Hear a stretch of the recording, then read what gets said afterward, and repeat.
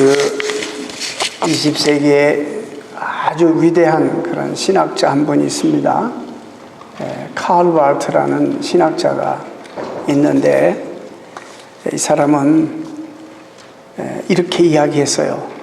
현대 목회자들은 한 손에는 성경을 들고 한 손에는 신문을 들어라, 그런 이야기를 했어요.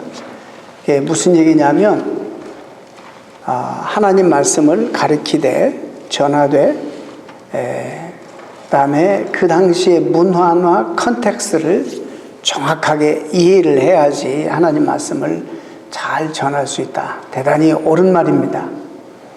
그래서 현재 성도들이 무슨 생각을 하는지, 삶이 무엇인지, 문화가 무엇인지 이런 것들을 잘 살펴야지 이 말씀을 그들에 맞게 이렇게 도전적으로 선포할 수가 있습니다. 그런데 이게 지나쳐가지고 이게 텍스트고 이게 컨텍스트인데 자꾸 컨텍스트를 중요하게 강조하다 보니까 이 시대가 텍스트가 점점 약화되고 컨텍스트가 살아나가지고 아주 무기력한 그런 교회들이 되어버렸습니다. 성도들도 마찬가지예요.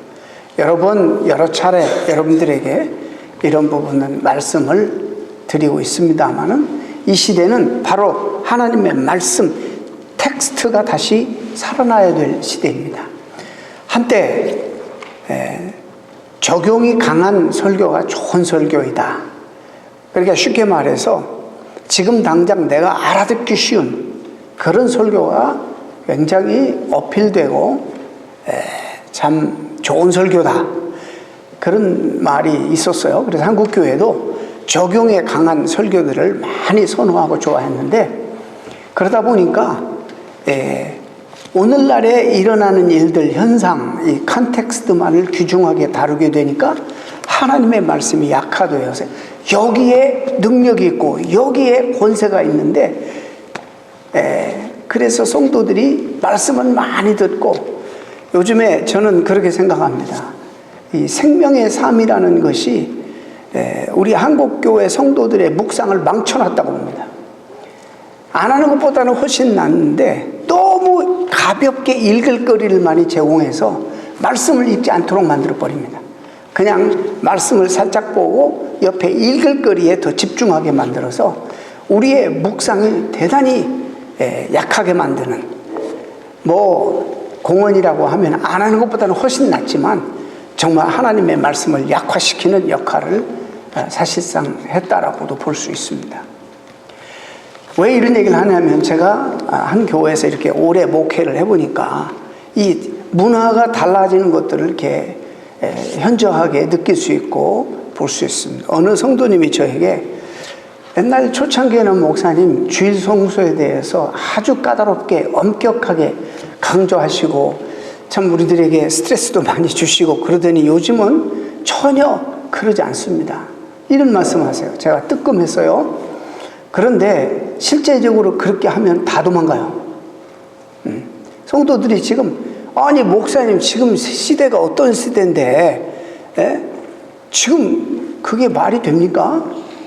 지금 이렇게 나와주는 것도 감사하게 생각하고 고맙게 생각해야지, 주일 성수 이렇게 생각하면서 많은 사람들이 지금 그런 문화를 선호하고 많은 사람들이 그 길로 가고 있기 때문에, 물론 교회가 문턱을 낮추고 대중성이 있어야 되고 많은 사람들을 영입하고 복음을 전해야 되는 건 맞지만 계속 타협하고 그러다 보니까 원칙이 없어지고, 그리고 하나님의 말씀이 기준이 약화되고, 그래서 심각하게 지금 교회가 약화되고 있고 성도들도 시험을 그래서 내년에는 세상을 좀 이겨내는 성도들이 되자라는 이런 표현을 한번 하고 싶어요. 어떻게 하면 세상을 이길 수 있는가? 성경은 분명히 이 세대를 본받지 말라, 이 세대를 따라가라, 그러지 않았어요. 이 세대를 본받지 말고 변화를 받아서 하나님이 기뻐하시고 하나님의 온전하신 뜻이 무엇인지 분별하여서 너희 삶을 하나님이 기뻐하시는 거룩한 산 제사로 드리라, 이렇게 성경에는 분명히 우리에게 구별된 삶을 주문하고 있는데, 우리는 세상에 짝하여서 한 발은 세상에, 한 발은 하나님의 교회에, 신의 도성이라는 어거스틴의 책에 바로 그런 걸 다루고 있습니다만은, 그런 성도들이 오늘날 교회에 가득합니다. 오늘 그렇게 약화되어가는 성도들, 우리가 어떤 것은 타협할 수 있습니다. 타협은 뭘 하나 사러 들어갔는데 내가 좀 깎아야 되는데 부르는 게 10,000불을 불러요. 아니 10,000원을, 쉽게 말할게요. 100불을 불러요. 근데 이거 보니까 한 80불이면 좋을 것 같은데, 그래서 타협하는 거예요. 그러면 당신이 10,000불을 불렀고 내가 볼 때는 80불이면 될 것 같으니까 우리 90불 선에서 타협하자 그래가지고 나중에 가게 상점의 점원이 90불로 내리면 우리가 타협해서 사잖아요. 어떤 것들은 타협하고 어떤 것들은 컴프로마이즈 하는 그런 경우들이 있어요. 필요합니다. 또 교회는 민주적으로 해야 돼요. 많은 사람들이 요구하고 원하는 대로 해야 되지만 결정적으로 중요한 표준은 절대 기준 가치는 하나님의 말씀의 기준입니다. 이것을 사람이 지금 문화가 이렇다고 그대로 가야 됩니다 라고 한다는 것은 하나님의 말씀의 절대성이나 이 원리를 현저하게 손상시키고 결국에 말씀의 능력을 이제 상쇄시키는 결과를 초래합니다. 우리가 지금 결정적으로 그런 기로에 서 있습니다. 지금 주일 한번 빠지는 거 아무것도 아닙니다. 뭐 사정이 있으면 빠지는 거예요. 옛날 분들은요, 우리보다 배움은 짧고 우리보다 많이 가진 지식은 많이 없어도 하나님의 말씀이라면 거기에 대충 목숨을 걸고 절대 순종을 하려고 애쓰고 노력했습니다. 우리가 범접할 수 없는 그런 영적 세계나 그런 영성이나 열심이 그들 가운데 있었습니다. 우리는 그걸 다 지금 그런 아름다운 전통을 잃어버리고 있습니다. 한국도 지금은 보니까 주 5일제여서 주말에 젊은이들이 놀러 가느라고 정신이 없습니다. 교회 젊은이들이 많이 빠집니다. 주일학교가 거의 없습니다. 아이들도 낳지 않지만은 아이들을 기쁘게 해주려고 주말에 아이들 데리고 놀러 다닙니다. 이렇게 돼서 심각한 지금 상황입니다. 그래서 교회는 제가 물론 하나님이 또 섭리하셔서 회복하시고 얼마든지 그러시겠지만 초대교회 때는요, 여러분 한 주님을 섬기고 같은 복음을, 한 주님을 섬기고 같은 믿음을 가졌는데도 어떤 사람이 예수님을 믿고 예배에 참석하려면 예수님과 상관없는 사람은 초대교회의 예배는 믿는 사람들만을 위해서 고안된 겁니다. 초대교회는 밖에 나가서 전도하는 행위가 용납이 안 됐습니다. 나가서 절대 전도에 들고 떠들거나 전도할 수가 없었습니다. 자기가 노출되면 죽음이기 때문에 초대교회는 자연성장, 정말 그 지하교회에서 성령의 능력으로 성도들의 그냥 삶이 매력적이었어요. 누가 봐도 저 사람은 우리와 다르다, 저 사람은 세상에 속해 있지 않다 라는 이런 정체성을 드러냈습니다. 그래서 전도 입 열어서 전도 한마디 안 해도 엄청나게 생명력 있게 초대교회는 부흥했어요. 세례를 한번 받으려면 3년 동안 훈련을 받는데 이 3년 동안 훈련을 받고 난 다음에 목사님이나 무슨 안수 집사님이나 장로님들이 선택하는 것이 아니라 공동체가 검증해서 이 사람이 세례 받을 자격이 있다고 검증했습니다. 3가지가 특별히 변화돼야 됐어요.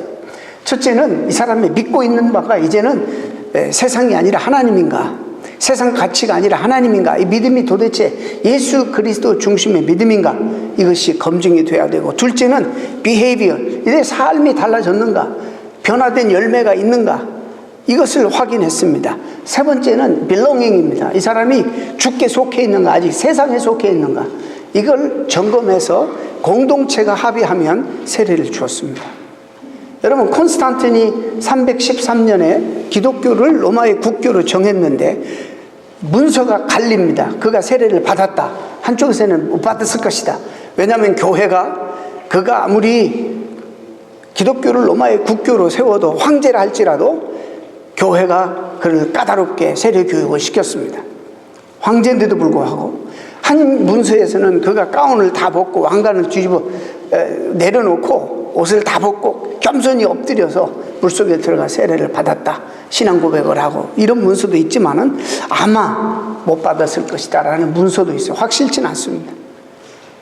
그렇게 까다롭게 교회가, 그리고 난 다음에 그러면 3년 동안에 믿지 않는 사람은 예배에 참석할 수가 없었는데 어디에 있었느냐?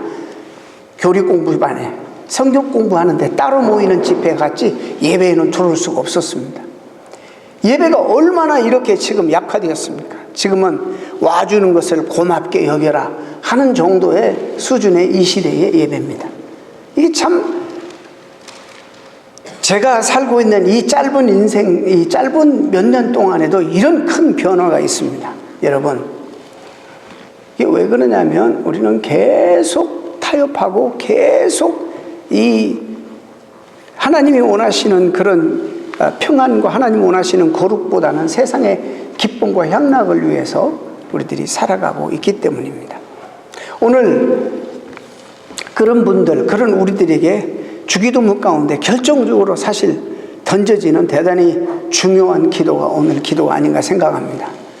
주님은 오늘 기도를 가르쳐 주시면서 마지막에 우리를 위해서 기도하는 것은 일용할 양식을 위해서 기도하라, 또 죄 사함을 위해서 기도하라, 이 속에는 우리가 죄도 용서함을 받았지만 우리도 용서하면서 살라는 것을 주문하시고, 마지막에는 시험에 들지 않게 하기 위해서, 그리고 악에서 우리를 구원해 달라고 기도하라, 이렇게 말씀하고 있습니다.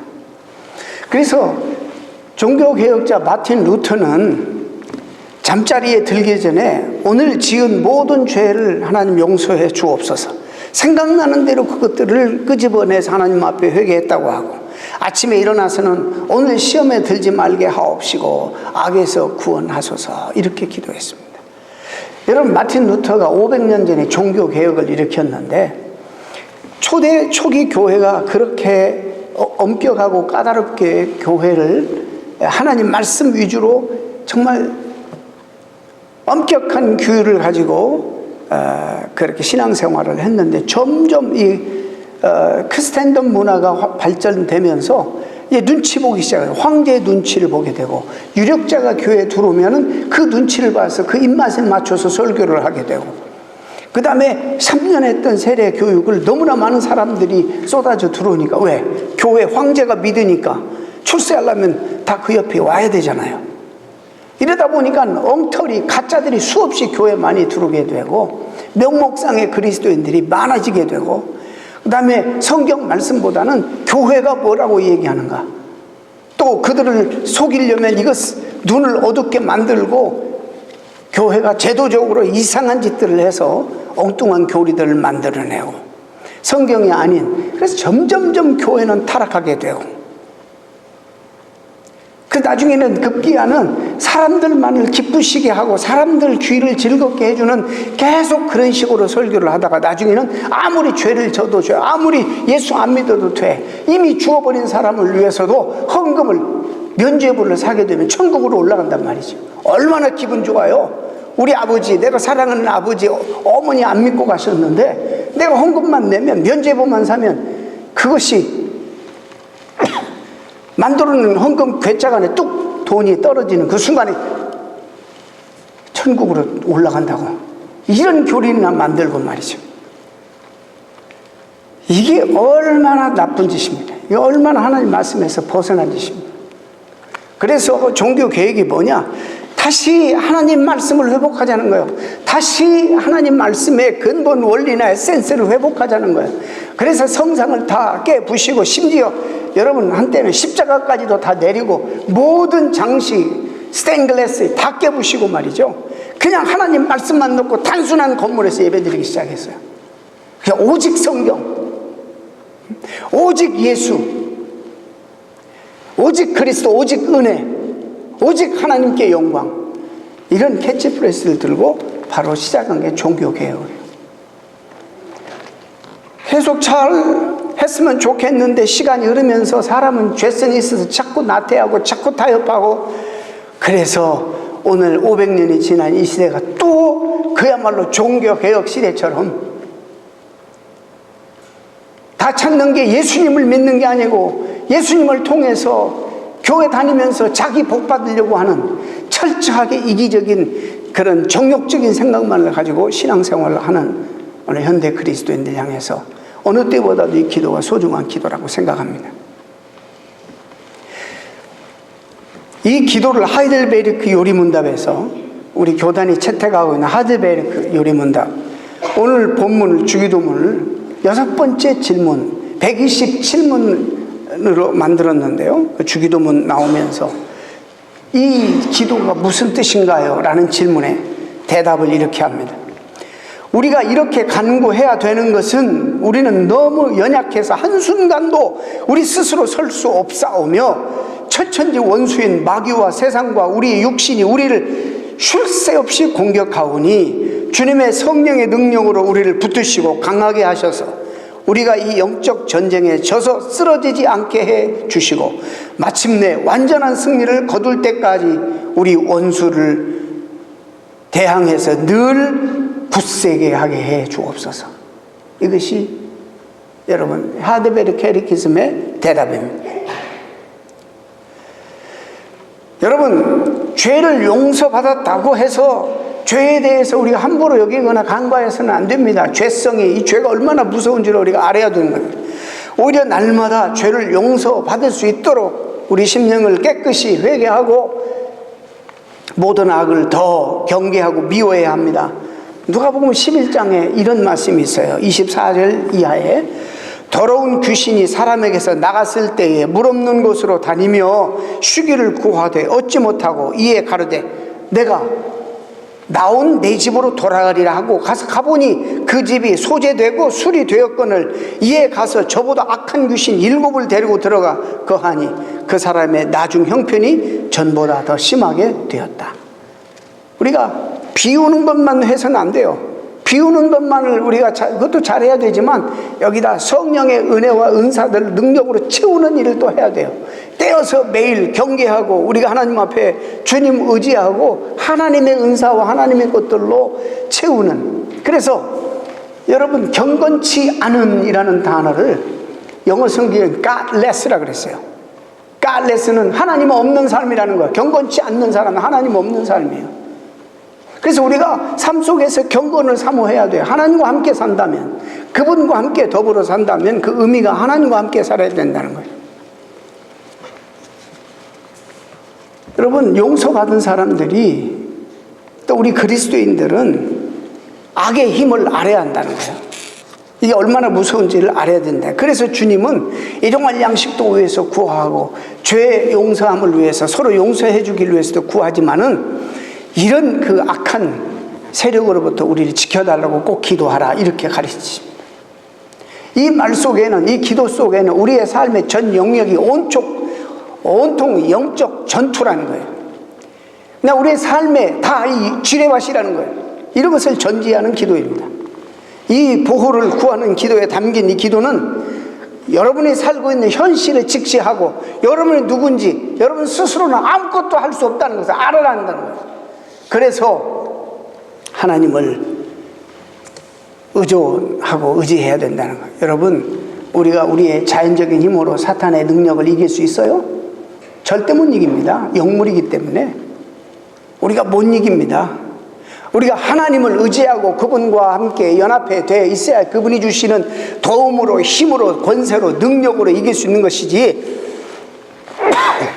우리 개인적인 자연적인 힘으로는 절대로 사탄을 이길 수가 없습니다.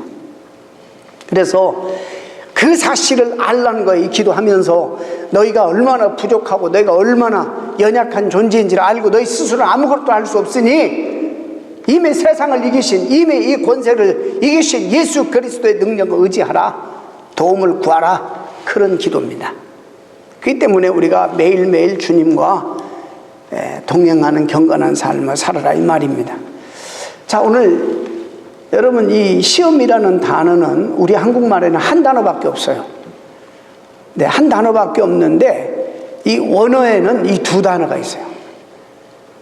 우리가 문맥을 통해서 어떤 단어를 사용했는지 우리 대충 알 수 있지만 오늘 여러분 들으시면서 이리 갔다 저리 갔다 이 두 단어를 막 번갈아 가면서 이야기할 텐데 여러분들이 아마 분간할 수 있을 것입니다. 첫 번째 헬라어의 단어는 도키마조라는 단어입니다. 그 다음에 또 한 가지 의미는 페라이조라는 단어, 두 단어예요. 영어 성경에는 이것을 테스트, 또 트라이얼, 또 하나는 템테이션, 이렇게 세 개로 번역해요. 도키마조는 하나님이 우리에게 주시는 영적 성장과 축복을 위해서, 우리가 1학년 지나면 시험 봐서 2학년 올라가고 2학년 시험 봐서 3학년 올라가듯이 우리의 영적 수준에 따라서 하나님을 허락하시는 그런 시험이에요. 이게 도키마조예요. 이 시험은 하나님께서 우리에게 테스트, 그 방법을 많이, 그래서 이것을 또 테스트라고도 하고 트라이얼이라고도 해요. 우리가 얼마나 영적인 사람인가, 영적으로 성장하고 있는지를 점검하기 위해서 주시는 겁니다. 여러분, 운전하는 행위가 얼마나 중요합니까? 운전은요, 잘못하면 이거 살인행위도 될 수 있어요. 잘못 배우면. 운전 습관을 나쁘게 해주면 평생 사고나고 그래요. 그래서 처음에 배울 때 잘 배워야 되는데, 이건 생명과 관계되기 때문에 교통법규를 정확하게 숙지해야 돼요. 책을 읽고, 제가 처음에 미국에 와가지고 읽은 첫 번째 책이 이 드라이브 라이센스, 이 책 부클렛을 이거 처음부터 끝까지 다 읽었어요. 네.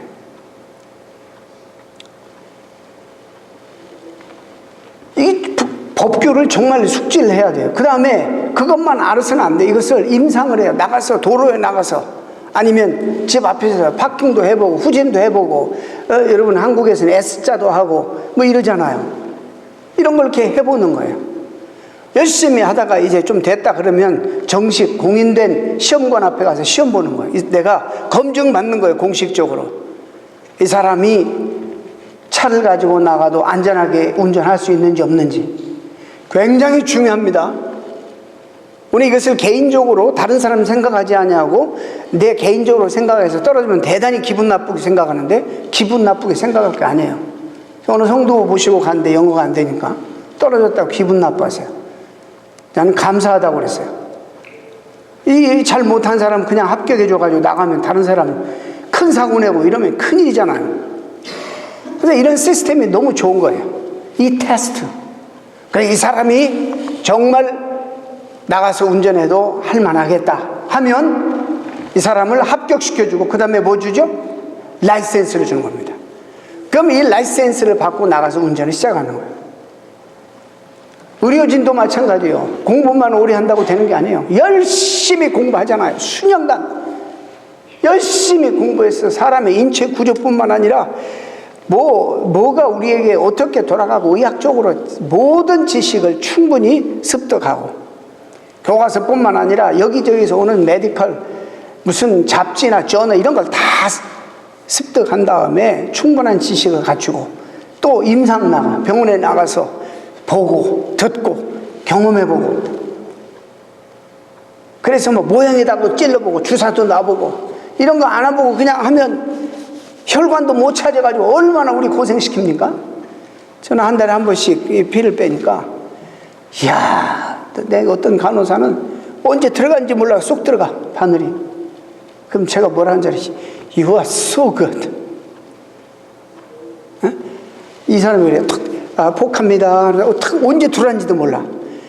근데 저는 혈관이 무지무지 굵은데도 이것도 못 찾아가지고 2번, 3번 이러면 정말 목사도 짜증이 나. 왜 아프게 막 이러는지 몰라. 여러분, 이게 다 기술이에요. 기술 뿐만 아닙니다. 또 그런 훈련한 다음에 졸업하고 전문적으로 풀타임으로 가서 레지던트를 또 하잖아요. 그리고 난 다음에 충분히 이제 습득이 됐으면 라이센스를 주잖아요. 여러분, 그 당사자의 입장에서는 적당히 빨리빨리 했으면 좋겠지만, 우리의 환자 입장에서는 어떻게든지 까다롭게 해서 정확하게 훈련을 해서 실력이 있는 그런 드라이버, 실력이 있는 의사들이 배출돼야 되잖아요. 왜? 다른 사람 유익을 위해서. 하나님도 마찬가지인 거예요. 하나님의 영광을 위해서뿐만 아니라 다른 사람의 유익을 위해서 우리가 철저하게 하나님 앞에 훈련받기를 원하시는 거예요. 적당히 되는 거 신앙생활에도 없어요. 그래서 하나님 우리에게 테스트를 주시는 거예요.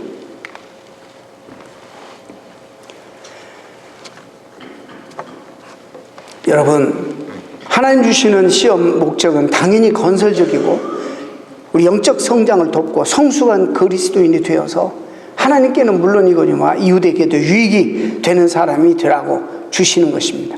아브라함을 하나님 부르셔서 어디 있었어요? 갈대아 우르. 그게 어디죠? 메소포타미아 문명, 바벨 문명의 한가운데 있던 사람을 하나님 불러서 하나님의 사람으로 훈련하고 믿음의 조상이 되어서 그를 통해서 예수님을 보내야 되니까 얼마나 많은 시험을 했는지 몰라요. 마지막에는 25년만인가 얻은 아들, 외아들, 하나님 약 올리는 것도 아니고 말이지, 이스마엘도 낳았는데 아니라고 그러고, 100세에 얻은 아들, 자기의 목숨보다도 소중한 아들 이삭을 이제 뭐라고 하냐면 하나님이 번트 오프링으로 드리라는 거예요. 번제로 태워서 몸을 죽여서 각을 떠서 이거를 태워가지고 하나님 앞에 드리라는 거예요. 그럼 내가 그 향을 맡겠다. 이야, 잔인하신 하나님 아니에요? 그런데 그 시험 과정을 통해서 얼마나 영적으로 성숙했는지 하나님이 말씀하시면 무슨 틀림없이 명령하실 때는 대책이 있다는 확신이 있었어요. 그래서 그 아들을 드립니다. 주님이, 하나님이 깜짝 놀라셔서 말리시면서 이제야 내가 나를 사랑하는 줄 아노라 시험하시잖아요. 그리고 열국의 아버지 되게 하시고 믿음의 조상이 되게 하셔서 그 핏줄을 통해서 메시아이신 예수 그리스도를 탄생시키시고 천하 만민이 복을 얻게 하시는 축복의 조상이 되게 하시지 않았습니까? 여러분, 야고보서에 그래서 이렇게 말씀하십니다. 내 형제들아, 너희가 여러 가지 시험을 당하거든 온전히 기쁘게 여기라. 이는 너희 믿음의 시련이 인내를 만들어낸 줄을 너희가 알미라. 여기서 시험은 시련이나 고통 통해서 하나님께서 우리의 믿음을 달아보시고 더 큰 축복과 은혜를 주시는 것입니다. 하나님은 결단코 우리를 죄에 빠지도록 시험하지 않습니다. 여러분, 이 도끼마조라는 시험은 하나님이 주시는 거예요. 근데 페라조라는 시험은 템테이션, 이건 사탄이 주는 거예요. 자, 근데 보면은 시험에 들지 빠지지 않게 해달라고 기도하라고 그래요. 지금까지 하나님이 주시는 거는 우리에게 유익이 된다면서 왜 굳이 이 시험을 면하게 해달라고 간구하라고 하는가? 여기서 말하는 것은 바로 유혹을 말하는 거예요. 사탄의 죄에 빠뜨리는 시험을 말하는 거예요. 죄의 유혹에서 넘어뜨려 결국에 형편없는 사람으로 패망에 이르게 하는 것을 말합니다. 근데 이 둘은 성경을 보면 대단히 밀접하게 연관이 되어 있어요. 나에게는 한 사건인데 하나님의 시험도 될 수 있고 또 사탄의 이 페라이조도 될 수 있어요. 참 쉬운 예로 여러분에게 매혹적인 일자리가 하나가 제안이 들어왔어요. 여러분이 분명히 예수 그리스도가 주라고 고백하고 주님 때문에 이제 인생의 보람과 삶을 느끼고 가치관도 변하고 이제 주님을 위해서 그리스도인으로 정체성을 가지고 한평생 살기로 다짐하고 정말 하나님 주신 은혜가 감격해서 살고 있는데 어느 날 먹고 사는 문제가 중요하니까 주일날 하나님 앞에 나와서 예배 드려야 되는데 주일날 일하라고 그러는 거예요. 그런데 생각해 보니까 짧은 시간인데 평일보다 2배나 줘. 엄청 큰 유혹이야. 늦게 나가서 일찍 들어오면서 돈은 2배나 벌어. 여러분, 하나님 편에서는 이 기회가 여러분의 신앙 고백이 진실하다는 것을 입증하는 대단히 중요한 기회예요. 이런 유혹을 물리쳐서 내가 하나님의 사람이라는 것을 입증하는 대단히 중요한 기회예요. 이 세상의 어떤 것보다도 하나님 앞에 예배드리는 영광과 특권이 나에게는 가장 소중하다는 것을 증명할 수 있는 기회예요. 그런데 사탄은 우리에게 야, 이거 2배 준다니까?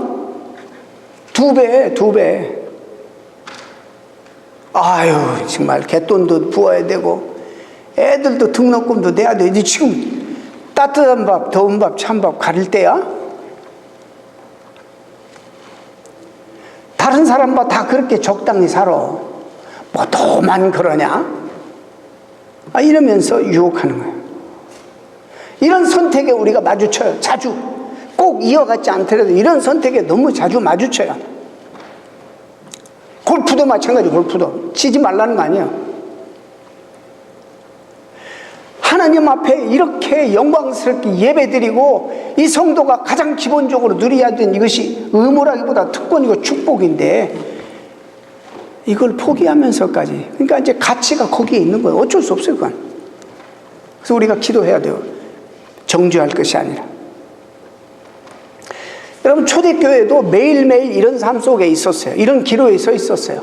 물론 이런 시시한 것은 아니지만 그들은 목숨을 내거는 위협적인 것이었습니다. 가이사를, 시저를 주님으로 고백해야지만이 살아나는데 그 순간에 그들은 내가 믿는 예수 그리스도를, 내 고백을 입증하는 대단히 중요한 결정적인 순간이었어요. 어떻게 했어요? 변질된 사람도 많이 있지만 수없이 많은 사람이 주 예수 그리스도를 끝까지 시인하고 로마 황제를 주라고 고백하지 아니하고 끝까지 나에게는 예수 그리스도만이 주십니다 라고 고백하고 그들이 신앙 고백을 입증했어요. 죽음으로, 목숨으로. 역사는 그런 사람들 때문에 이어지는 거예요. 하나님 나라의 확장도 그런 사람들 때문에 일어나는 거예요. 변절하고 타협하고 무기력하고 이런 사람들이 아무리 많아도 역사는 움직이지 않아요.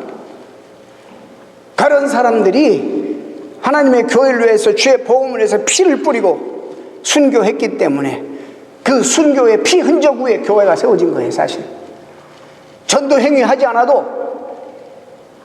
누구에게 복음 전하지 않았어요. 삶이 너무나 매력적이니까, 우리하고 너무 가치관이 다르니까, 세상 사람들이 하는 그런 기준으로 살지 않으니까 누가 봐도 명백하게 예수 말은 안 하지만 분명히 예수께 속한 사람이에요.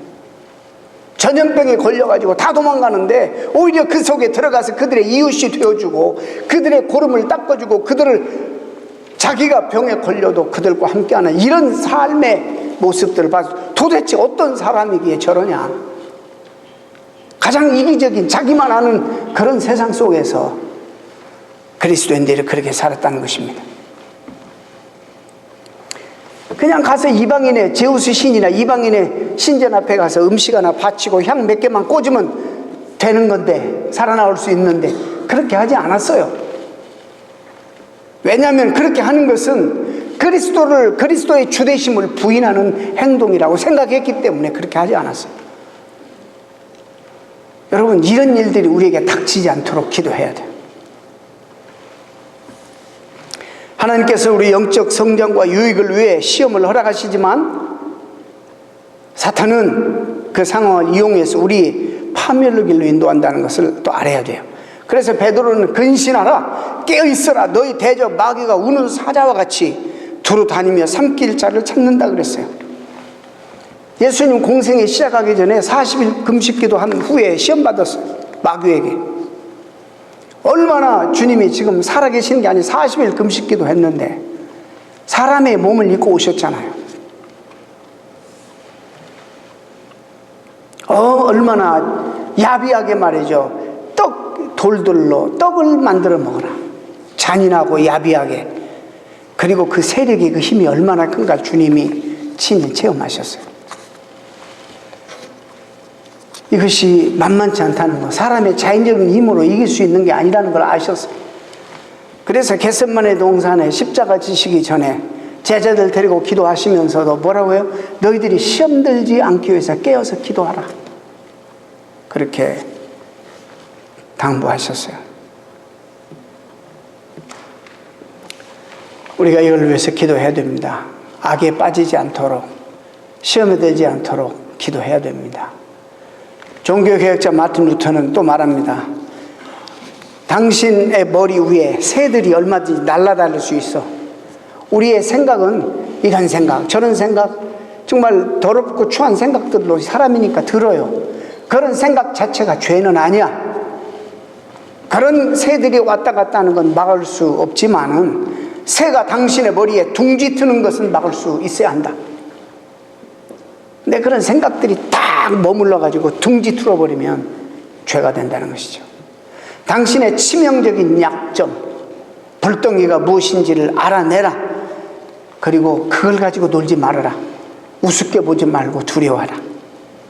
그래 기도해야 된다는 것입니다. 그래서 그는 이렇게 우리에 제안해요. 꼭 하나님 내가 시험을 받아야 한다면 그렇게 할 수밖에 없죠. 뭐 해주세요. 그러나 하나님 나로 하여금 그 시험을 이길 수 있는 그 마귀를 대항할 수 있도록, 그래 능히 승리할 수 있도록 능력과 힘을 주시길 바랍니다. 이렇게 기도하라는 거예요.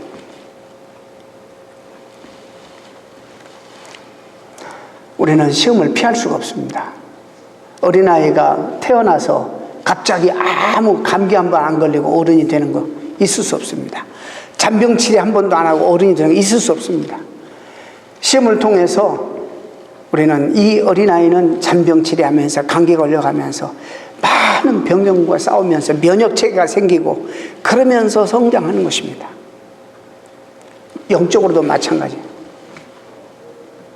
너무 여러분 잘합니다. 잘못하는 거 하나도 없습니다. 이거 잘하시는데요. 이렇게 하면 아무짝에도 쓸모없는 성도가 되어버리는 거예요. 내구력도 없고 참을성도 없고. 그 마치 그 아이들 스포일 시키면 어떻게 되죠? 아이들을 스포일 시키면 여러분 그 아이들이 잘못하면 정신병에 걸립니다. 모든 거 부모가 어베일러블해서 해주면 아이들이 나중에 스스로 평생 어떻게 부모가 따라다녀요? 안 되는 게 생기면 감당이 안 되는 거예요. 자기 힘으로 감당이 못, 그냥 막 정신없어 합니다.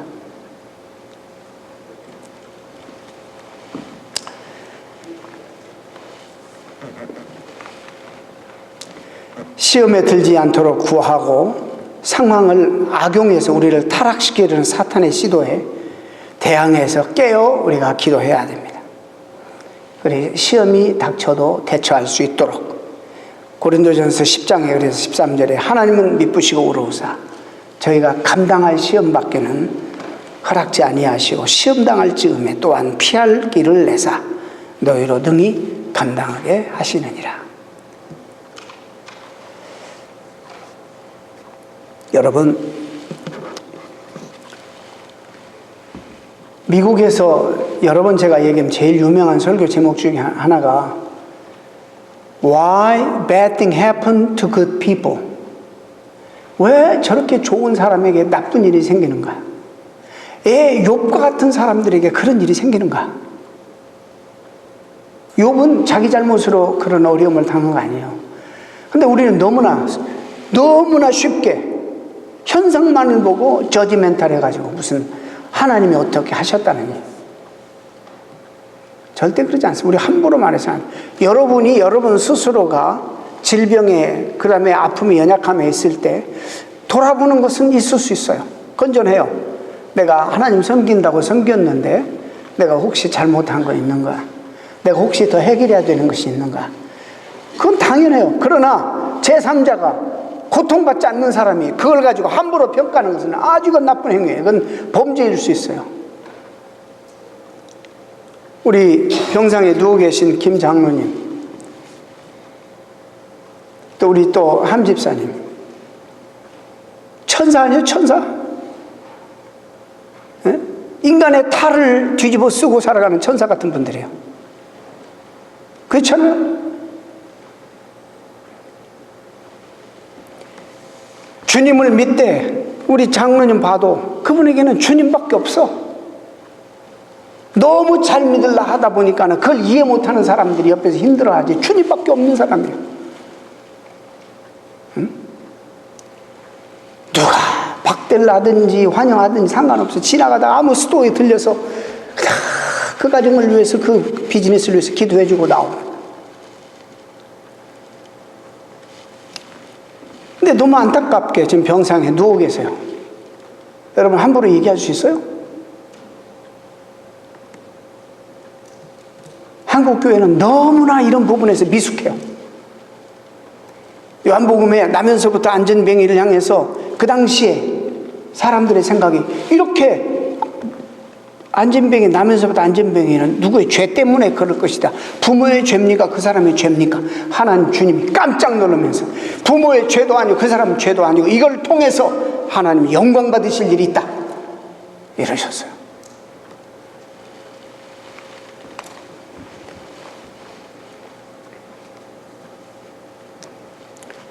우리가 기도로 마음을 모으고 뜻을 모아야 됩니다. 하나님이 평강으로 하나님의 은혜로 찾아가시라고, 그리고 하나님께서 회복해 달라고, 하나님의 뜻이 선명하게 드러나게 해달라고. 1553년 또 58년 3년 동안 영국에 여왕이 있었어요. 메리 여왕이라고.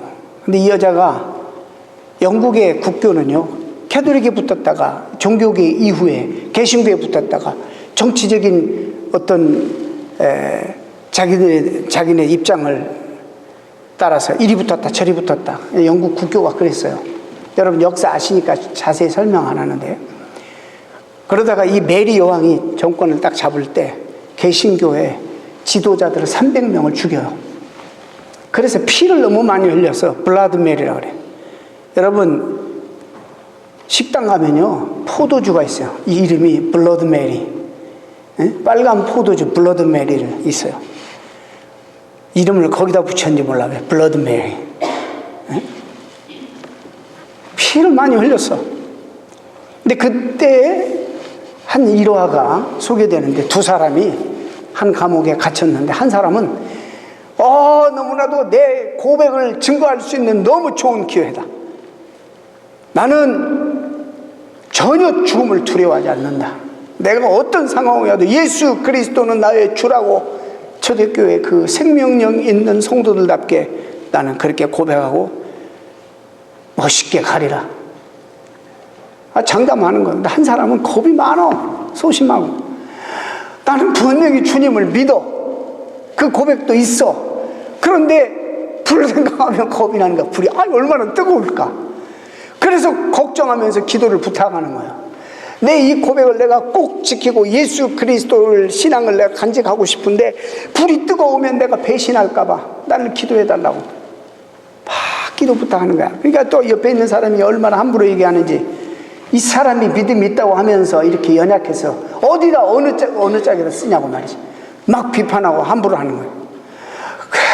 정말 난 주님 사랑하고 주님 믿는 거 분명한데 나는 이 불이 너무 무서워. 막 활활 탈 거 아니야.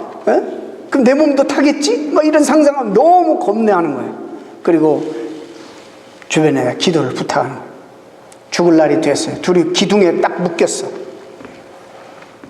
이제 불을 붙이는데 장담했던 사람이 불이 붙자 얼른 고백하는 거예요. 뜨거우니까.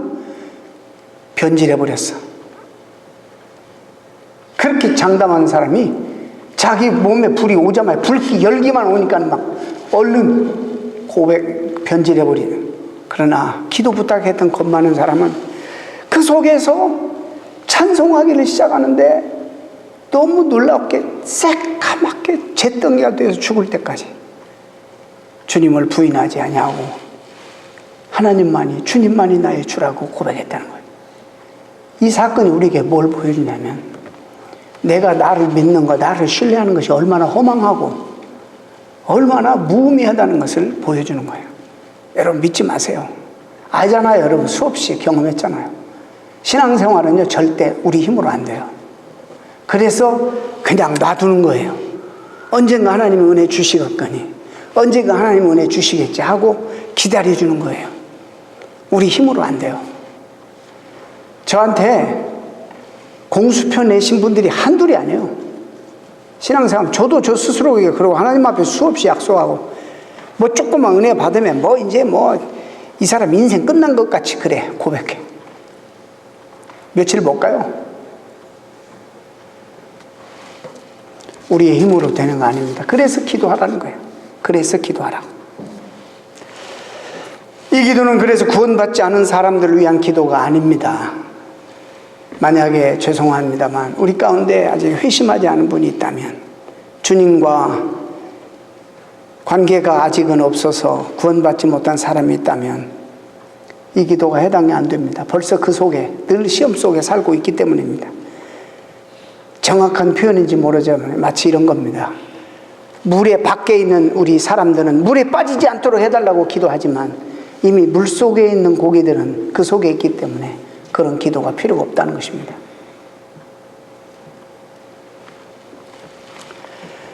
다시 말합니다. 이 기도를 하는 사람은 자신의 약함을 철저히 알고 하나님 앞에 긍휼을 구하고 도움을 구하는 그런 기도를 드리는 동시에 우리가 할 일을 또 해야 합니다. 낭떠러지로 떨어지지 않으려면 벼랑 끝에 가까이 가지 말아야 됩니다. 물에 빠지지 않으려면 물가에 가까이 가지 말아야 하는 것은 그건 우리가 해야 할 몫입니다. 스펄전 목사님은 이 설교하면서 가슴 아프게 이런 설교를 했어요. 어떤 사람들은 교회에 와서 우리를 시험에 들게 하지 마옵소서라고 기도하면서 성전 밖에 나가면 어디에 시험이 있는지 알면서 스스로 곧장 그리로 다시 달려간다. 이것이 문제다. 이것이 오늘날 그리스도인의 모순이다. 이랬어요. 악에서 구하옵소서. 이거는 한두 개만이 우리를 구해달라는 게 아니라 평생 마지막까지 예수 안에서의 승리가 가능한 줄 알고 내가 이기었노니 하신 주님 앞에 그 승리를 달라고 기도하는 그런 기도입니다. 그러므로 피곤한 손과 연약한 무릎을 이렇게 세우고 믿음의 선한 싸움을 싸우면 그런 사람들에게 주님이 주신 이루신 이 승리를 주신다는 겁니다. 마지막으로 성령입니다.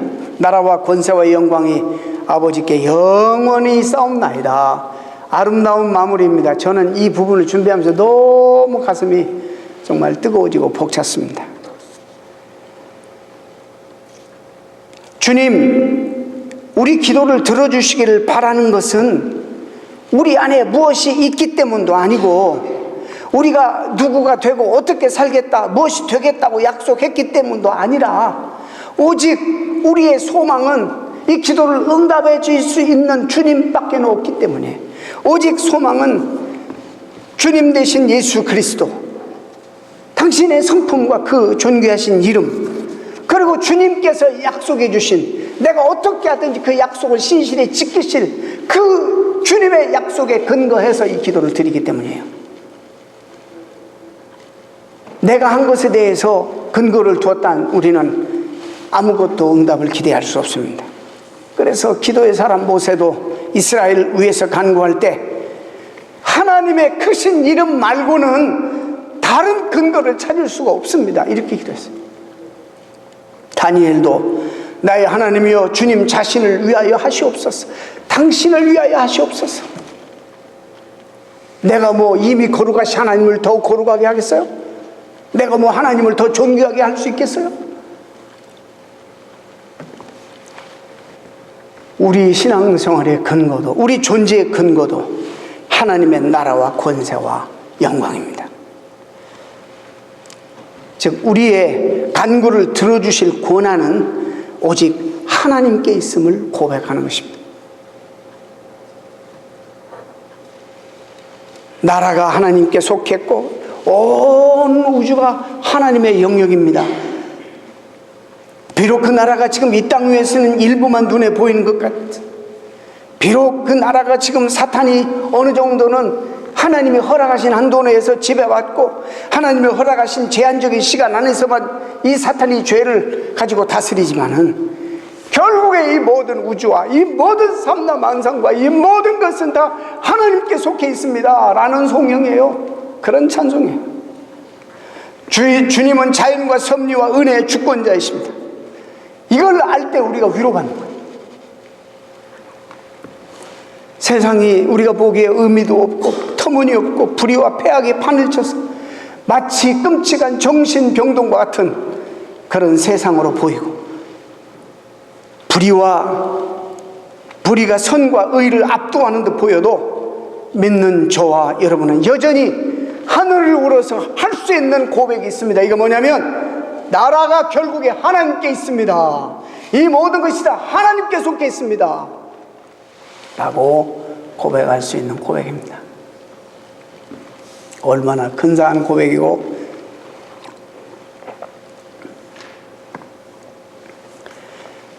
어떤 때는 우리 기도가 즉각 응답이 안 될 때도 있고, 십자가를 내려놔라고 했는데 하나님이 없애주시기보다는 오히려 견딜 수 있는 힘을 주시고, 시험에 피하게 해달라고 했는데 오히려 시험에 맞서서 이길 수 있는 힘과 능력을 주시기도 합니다.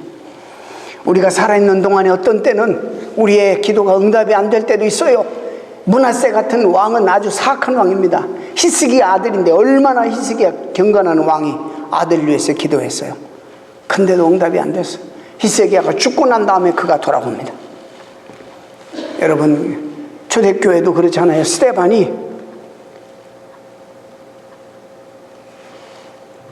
죽어가면서 기도한 그 기도가 그새 증인으로 있던 사울을 변화시켰어요. 그 한 사람 때문에 소아시아와 전 유럽이 복음화되는 복음의 초석을 놓지 않았습니까? 얼마나 하나님의 방법은 다양한지 모릅니다. 그래서 하나님은 우리의 기도를 어떤 방법으로든 들어주신다 믿고 우리가 해야 할 일은 아멘 하나님 이렇게 외치는 거예요. 아멘. 우리 교회가 개혁교회고 장로교회고 이래서 아멘이 좀 없는데 이게 참 심각합니다. 이게 무슨 아멘이 순복음교회 전유물도 아니고, 이 아멘은요 꼭 정말 그렇게 될 것을 믿습니다. 이것이 아멘이에요. 제가 성도들에게 물어요. 왜 아멘을 안 해요? 목사님 속으로 해요. 그게 무슨 말이냐면 이게 이루어질까 말까 그냥 확신이 없는 거예요. 그냥 속으로 다 속으로 기어들어요.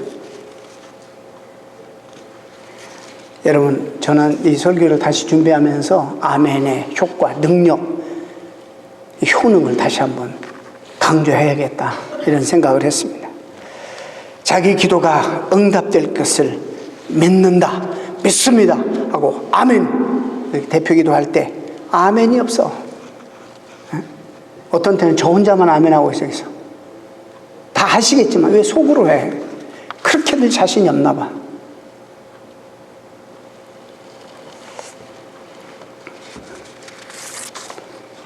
하나님께 구한 바를 하나님께서 응답해 주실 것을 믿습니다. 여러분의 기도가 말짱 헛것이 되지 않도록 아멘 하시기 바랍니다. 아멘 해야 돼. 반드시 그렇게 될 것입니다. 정말로 그렇게 될 것입니다. 왜? 우리가 그것을 받을 자격이 있어서가 아니라, 우리가 가치가 있어서가 아니라 오직 이름이 아멘이시오 충성되고 참된 증인이신 예수 그리스도 때문입니다. 다시 한번, 우리가 자격이 있어서가 아니고 우리가 가치가 있어서가 아니라 우리가 주의 이름으로 기도하면 그 이름으로 간구하는 그 기도를 오직 그 이름이 아멘이시오 충성되고 참된 증인이신 예수 그리스도 때문에 주님 응답하십니다. 할렐루야. 기도하시겠습니다.